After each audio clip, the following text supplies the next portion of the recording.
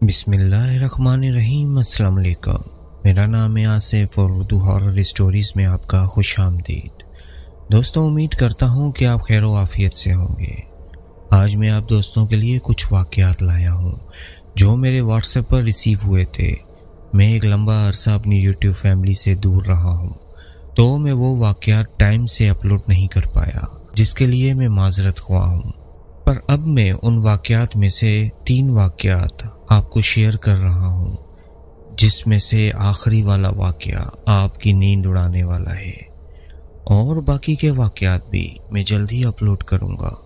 آپ سب سے درخواست ہے کہ میرے چینل کو سبسکرائب کریں، یہ میری حوصلہ افزائی ہوگی، اور میں آئندہ بھی آپ دوستوں کے لیے نئے خوفناک واقعات لاتا رہوں گا۔ تو چلیں دوستوں، آپ کا مزید وقت ضائع کیے بغیر واقعات کا آغاز کرتے ہیں۔ یہ پہلا واقعہ مجھے لاہور سے محمد ایوب نے بھیجا ہے، جن کا کہنا ہے کہ یہ واقعہ ان کے محلے میں ایک ڈاکٹر کے ساتھ پیش آیا تھا۔ تو چلیں ان کا واقعہ ان کی زبانی سنتے ہیں۔ یہ تقریباً 2013 کی بات ہے۔ ہمارے محلے میں ایک ڈاکٹر نے اپنا نیو کلینک کھولا تھا، اور وہ بہت اچھا ڈاکٹر تھا، مطلب بیماری کو بہت جلدی سمجھ جاتا تھا، اور اس کے ہاتھ میں شفا بھی اللہ کی طرف سے بہت تھی۔ لیکن اس میں ایک خامی تھی کہ وہ جنات کو نہیں مانتا تھا۔ شاید اس کا کبھی ان سے واسطہ نہیں پڑا، یا زیادہ پڑھا لکھا ہونے کی وجہ سے اس کو ان چیزوں پر یقین ہی نہیں تھا۔ ہمارے محلے میں ایک عورت بہت زیادہ بیمار رہتی تھی۔ اس کے گھر والوں نے بہت علاج کرایا، لیکن وقت کے ساتھ ساتھ بیماریوں میں اضافہ بھی ہوتا گیا، اور وہ اور زیادہ بیماریوں کا شکار ہو گئی۔ اس کا بڑا مسئلہ یہ تھا کہ اکثر اس کو آدھی رات کو تکلیف پہنچتی تھی، کبھی معدے میں درد تو کبھی ٹانگوں میں درد۔ تو اس کے گھر والے اس کو انجیکشن لگوا دیتے تو کچھ اس کو افاقہ ہو جاتا۔ اس کے گھر والوں نے کہیں سے جب اس کا حساب وغیرہ کروایا تو پتہ چلا کہ جادو جنات کا مسئلہ ہے۔ ادھر ڈاکٹر صاحب کو بھی نیا ڈاکٹری کا شوق تھا، تو اس نے اس عورت کے گھر والوں کو کہا کہ رات کو جب بھی اسے تکلیف ہو مجھے بلا لیا کریں۔ مطلب ڈاکٹر صاحب نے ہی اس عورت کا باقاعدہ علاج شروع کر دیا۔ جب ڈاکٹر صاحب تک یہ خبر پہنچی کہ اس عورت کے ساتھ جنات کا بھی مسئلہ ہے، تو وہ ڈاکٹر صاحب ہنسنے لگے اور کہا کہ میں راتوں کو لوگوں کے گھروں میں جاتا ہوں، میرے سامنے تو کوئی جن بھوت نہیں آیا۔ یہ سب من گھڑت باتیں ہیں، جن اتنے بہادر نہیں ہوتے کہ انسانوں کے سامنے آ سکیں۔ مطلب اس وقت ڈاکٹر صاحب نے جنات کو بہت برا بھلا کہا، اور اس کے گھر والوں کو کہا کہ اس کو صرف جسمانی بیماری ہے، کیونکہ بیماری بہت پرانی ہے تو علاج میں تھوڑا ٹائم لگے گا، لیکن بے فکر رہیں، یہ ٹھیک ہو جائے گی، میں اس کا علاج کروں گا۔ ایک سرد رات، تقریباً 1:30 بجے کا ٹائم تھا، سردیوں کا موسم تھا، ہلکی پھلکی دھند چھائی ہوئی تھی، تو اس عورت کی طبیعت خراب ہو گئی۔ ادھر ڈاکٹر صاحب کو کال آئی تو ڈاکٹر صاحب نے کہا میں ابھی آیا۔ ڈاکٹر صاحب کا گھر اس عورت کے گھر سے زیادہ دور نہ تھا، تو ڈاکٹر صاحب نے اپنا بیگ اٹھایا اور پیدل ہی ان کے گھر چل پڑے۔ بقول ڈاکٹر صاحب کے کہ میں جیسے ہی ان کے گھر سے تھوڑا دور تھا تو گلیوں میں کیونکہ اندھیرا تھا اور دھند بھی پڑی ہوئی تھی، تو مجھے ایسے لگا جیسے میرے پیچھے کوئی چل رہا ہے۔ میں نے پیچھے مڑ کر دیکھا تو مجھے کچھ نظر نہ آیا۔ میں نے اسے اپنا وہم سمجھا اور دوبارہ چلنے لگا۔ ابھی میں 2 قدم ہی چلا تھا کہ کسی نے میرے سر پر ہاتھ پھیرا، تو میں یکدم رک گیا۔ آس پاس دیکھا تو کوئی چیز نہ نظر آئی۔ میرے اندر خوف کی ایک لہر توڑ گئی۔ میرے پاس ٹارچ لائٹ تھی، میں نے ہر جگہ ٹارچ گھمائی، مگر مجھے کچھ نظر نہ آیا، اور میں پھر چل پڑا۔ اتنے میں مجھے ایسے لگا کہ میرے ساتھ ساتھ کوئی میرے پیچھے پیچھے چل رہا ہے۔ ایک پائل کی آواز جو چھن چھن کر کے میرے کانوں میں گونج رہی تھی۔ مجھے کچھ سمجھ نہ آئی کہ میں کیا کروں۔ یہ سب میرے ساتھ پہلی دفعہ ہو رہا تھا، اور اس کے ساتھ ہی مجھے ایسے لگا جیسے کسی نے میرے کانوں میں کچھ سرگوشی کی ہے، اور اس کی گرم سانسیں مجھے اپنی گردن پر محسوس ہوئیں۔ مجھے کچھ سمجھ نہیں آ رہی تھی کہ یہ سب کیا ہو رہا ہے۔ یہ سب میرے لیے نیا تھا۔ میں نے آؤ دیکھا نہ تاؤ، میں نے اس کے عورت کے گھر کی طرف دوڑ لگا دی، کیونکہ اس عورت کا گھر میرے سے تھوڑے سے ہی فاصلے پر تھا، اور میں جیسے ہی اس کے گھر کے قریب پہنچا تو میں نے زور سے چیخ ماری کہ میری مدد کرو، باہر آؤ، اور اس کے بعد مجھے پیچھے سے کسی نے دھکا دے دیا اور میں منہ کے بل زمین پر گر پڑا اور میرا بیگ، میرا سامان، سب کچھ مجھ سے دور جا گرے۔ میں بے ہوش ہو چکا تھا اور جب مجھے ہوش آیا تو میں نے خود کو اپنے گھر میں پایا۔ بعد میں پتہ لگا کہ جن کا علاج کرنے میں جا رہا تھا انہوں نے مجھے میرے گھر تک پہنچایا۔ مجھے تیز بخار ہو چکا تھا اور میں راتوں کو ڈرنا شروع ہو گیا تھا۔ یہی نہیں بلکہ 2 دن کے بعد ایک رات میں سو رہا تھا تو مجھے محسوس ہوا کہ میرے سینے پر کوئی ہاتھ پھیر رہا ہے۔ میری آنکھ کھلی تو میں نے دیکھا کہ ایک عورت کھڑی تھی اور اس عورت کی شکل بڑی عجیب و غریب تھی اور مجھے اس کی شکل دیکھ کر بہت خوف آ رہا تھا۔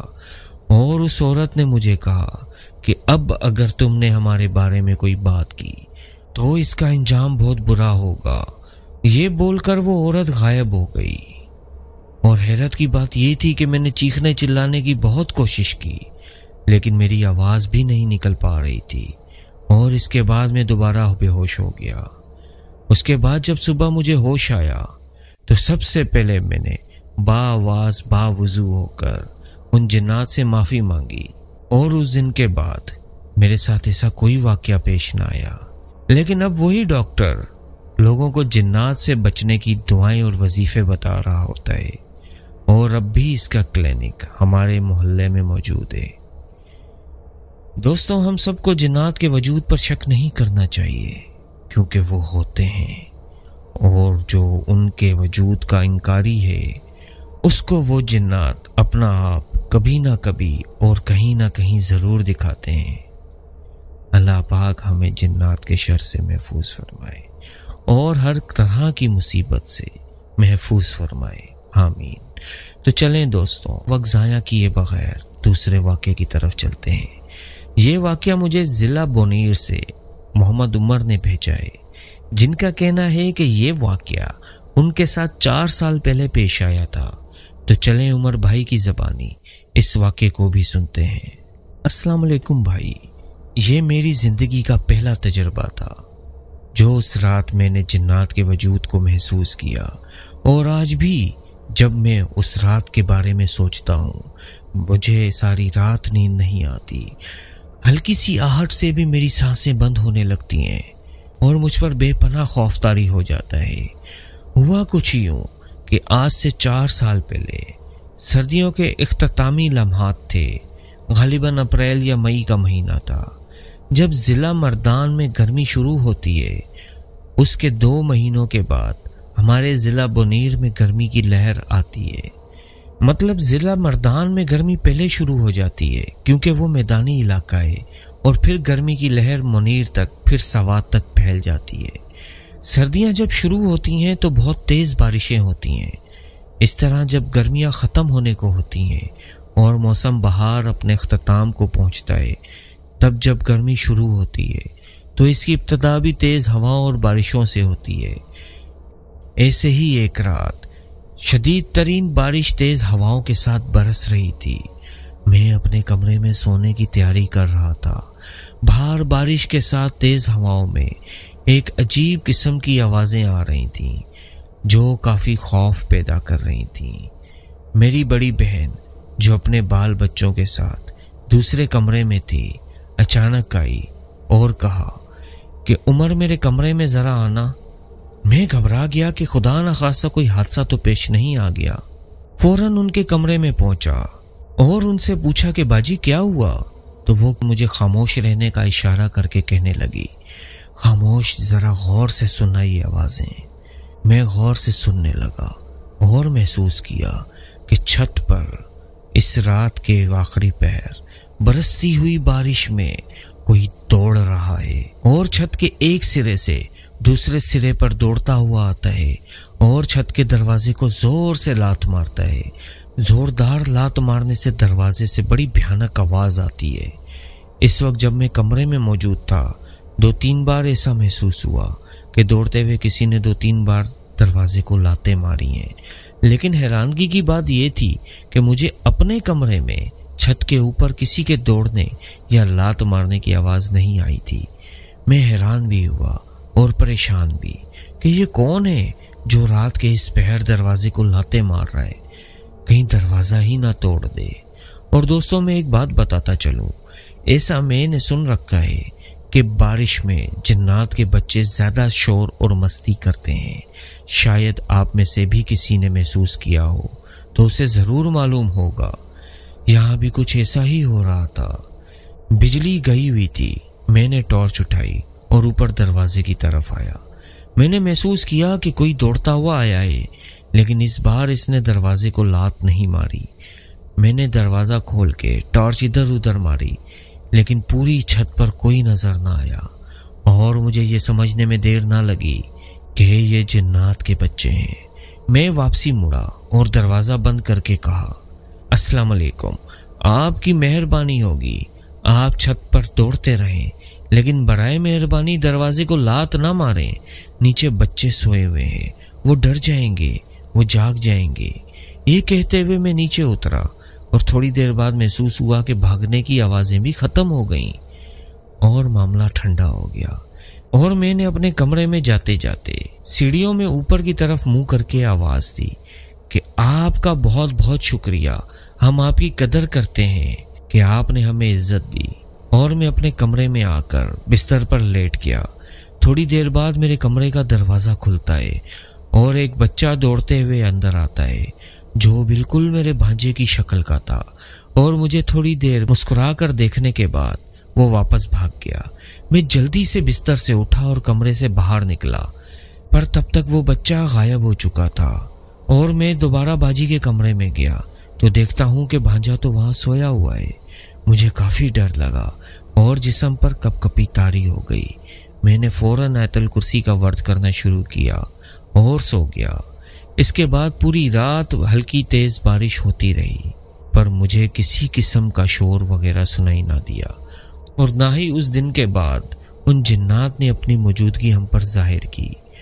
दोस्तों, अच्छे जिन्नात भी होते हैं जिनको इंसानों के साथ मिलजुल कर रहना आता है, और वो इंसानों को किसी भी किस्म का नुकसान नहीं देते, बल्कि घर में बरकत का बाइस बनते हैं। दोस्तों, उम्मीद करता हूं कि आप वाकयात से लुत्फ अंदोज हो रहे होंगे।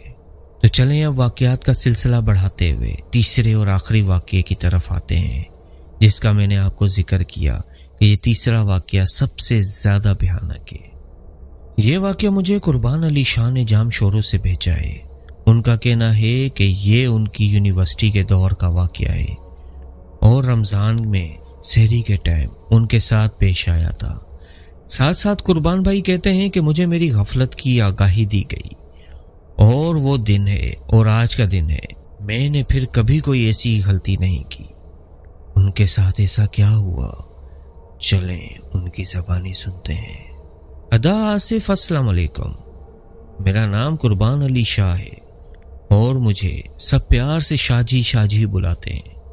मैं आपके साथ अपनी जिंदगी में हुए 2 वाकयात शेयर कर रहा हूं जो 100% सच्चे हैं। उम्मीद है आपको पसंद आएंगे और आप उनको अपने चैनल की जीनत जरूर बनाएंगे। जी कुर्बान भाई, मैंने आपके दोनों वाकयात सुने और दोनों ही बहुत जबरदस्त थे। उनमें से एक वाकया मैं पब्लिश कर रहा हूं और दूसरा भी इंशाल्लाह बहुत जल्द मेरे चैनल पे मेरी ऑडियंस को सुनने को मिलेगा। चलें दोबारा कुर्बान भाई के वाकये की तरफ आते हैं। वो कहते हैं कि रमजान अल मुबारक के मुकद्दस अयाम थे। हॉस्टल की जिंदगी थी। मैं इस वक्त हैदराबाद में एक निजी हॉस्टल में मुकीम था। रमजान के 6 दिन गुजर चुके थे। कमरे में मेरे साथ एक बलोची दोस्त भी रहता था जो पढ़ाई के साथ साथ कहीं पे नौकरी भी करता था, और उन दिनों उसकी नाइट शिफ्ट चल रही थी। तो इस दौरान मैं अकेला इस कमरे में रहता था। चूंकि मुकद्दस अयाम थे, लिहाजा टाइम टेबल पर जहां तक हो सकता था कारामद रहता था। पर इस रात मैं थोड़ी देर से सोया। बारिश भी बरस रही थी। रात काफी ठंडी थी, इसलिए सेरी में उठने में देर हो गई। इतने में बावर्ची साहब ने दरवाजा खटखटाया और दरवाजा खोलकर आवाज दी, शाहजी उठें, सेरी का टाइम हो गया है। हॉस्टल का बावर्ची सबको एक बार सेरी के टाइम दरवाजे खटखटाकर और आवाज देकर जरूर उठाता था।